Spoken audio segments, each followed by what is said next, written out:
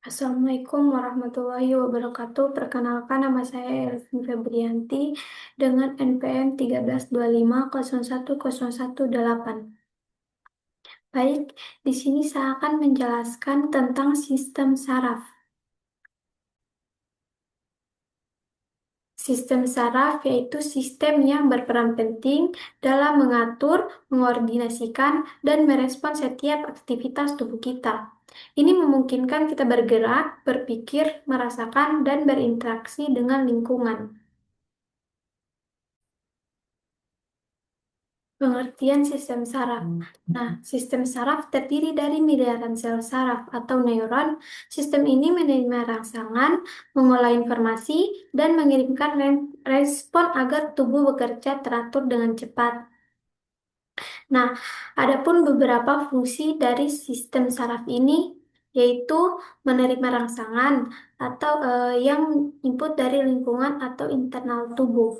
Yang kedua, mengolah informasi yang interpretasi dan pengambilan keputusan. Dan yang ketiga ada mengirim respons atau aksi reaksi tubuh. Adapun bagian-bagian utama dari sistem saraf. Yang pertama ada sistem saraf pusat atau SSP. Nah, SSP atau sistem saraf pusat adalah pusat kendali utama, mengolah semua informasi dan mengatur respons tubuh. Terdiri otak dan sumsum tulang belakang terlindungi oleh tengkorak dan tulang belakang. Nah, adapun fungsi dari otak dan sumsum tulang belakang. Fungsi otak yaitu yang pertama ada mengolah informasi panca indera, dan yang kedua mengendalikan gerakan dan emosi, dan yang ketiga mengatur fungsi tubuh vital, dan yang terakhir berpikir, mengingat, dan belajar. Fungsi sumsum tulang belakang ada dua. Yang pertama jalur utama otak ke tubuh, dan yang kedua mengatur gerak refleks. Otak atau pusat kecerdasan dan kendali. Otak adalah organ paling kompleks, terdiri dari miliaran neuron, terbagi menjadi beberapa bagian penting dengan fungsi spesifik. Yang pertama itu ada otak besar atau cerebrum. Nah, fungsinya ini berpikir, bernalar, gerakan sadar, memori, bahasa, emosi, dan indera. Dan yang kedua ada otak kecil atau cerebellum. Nah, fungsinya itu mengatur keseimbangan, koordinasi gerakan halus, dan postur tubuh. Dan yang ketiga ada batak kotak atau brainstem. Nah, fungsinya ini mengatur pernapasan, detak jantung, tekanan darah, dan refleks dasar. Nah, sumsum tulang belakang atau jembatan komunikasi. Sumsum tulang belakang adalah jalur utama yang menghubungkan otak dengan seluruh tubuh, memungkinkan komunikasi dua arah dan gerak refleks cepat. Dan fungsinya itu ada tiga. Yang pertama, impuls ke otak. Ini menerima rangsangan sensorik dari tubuh dan mengirimkannya ke otak.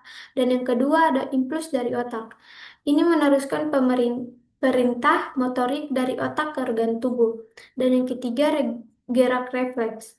Ini mengatur respons cepat tanpa melibatkan otak, melindungi tubuh dari bahaya. Sistem saraf tepi atau SST atau penghubung tubuh. Nah, SST ini atau sistem saraf tepi berada di luar otak dan sumsum tulang belakang, menghubungkan SSP dengan organ tubuh, otot, kulit, dan kelenjar. Sistem saraf tepi ini menyampaikan informasi ke otak. Sistem saraf tepi terbagi menjadi dua. Yang pertama itu ada sistem saraf somatik atau sadar. Fungsinya ini mengendalikan gerakan sadar atau otot rangka. Dan yang kedua, mengantarkan informasi sensorik atau kulit, otot, sendi ke otak. Contohnya itu berjalan, menulis, mengangkat barang.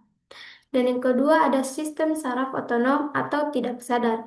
Fungsinya ini mengatur fungsi organ dalam jantung, paru-paru, pencernaan. Dan kedua, menjaga keseimbangan internal tubuh atau homeostasis. Dan yang ketiga, ada bekerja otomatis tanpa disadari. Nah, sistem saraf otonom ini terbagi menjadi dua. Yang pertama ada simpatis dan yang kedua parasimpatik.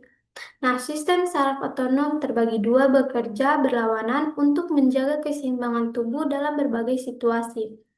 Sistem saraf simpatis aktif saat bahaya atau stres, detak jantung dan napas cepat, pupil melebar, dan pencernaan melambat.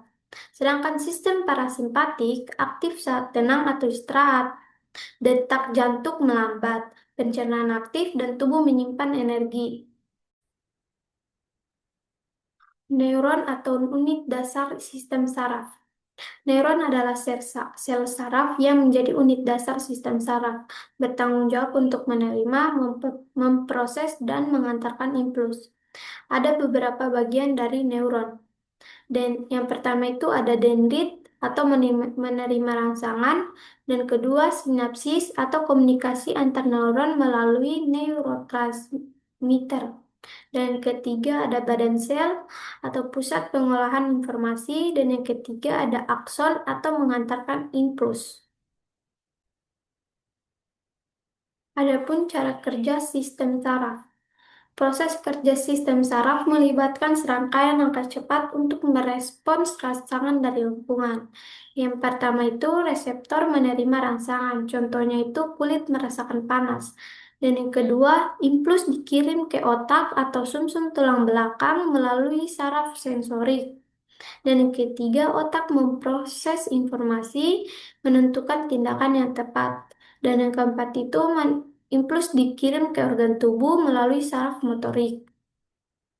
Dan yang terakhir atau kelima itu terjadi respons, contohnya tangan menjauh dari benda panas. Nah, ada gangguan sistem saraf. Berbagai gangguan dapat mempengaruhi sistem saraf dan menekankan pentingnya menjaga kesehatan organ vital ini. Adapun gangguan umumnya itu yang pertama stroke, kerusakan otak akibat gangguan aliran darah. Dan kedua ada epilepsi, aktivitas listrik otak berlebihan. Dan yang ketiga ada Parkinson atau gangguan saraf motorik progresif. Dan yang terakhir neuropati, kerusakan saraf tepi menyebabkan kesemutan atau rasa terbakar. Demikian pemaparan materi pada video tugas ini. Saya berharap penjelasan yang disampaikan dapat dipahami dengan baik. Terima kasih atas waktu dan perhatiannya. Wassalamualaikum warahmatullahi wabarakatuh.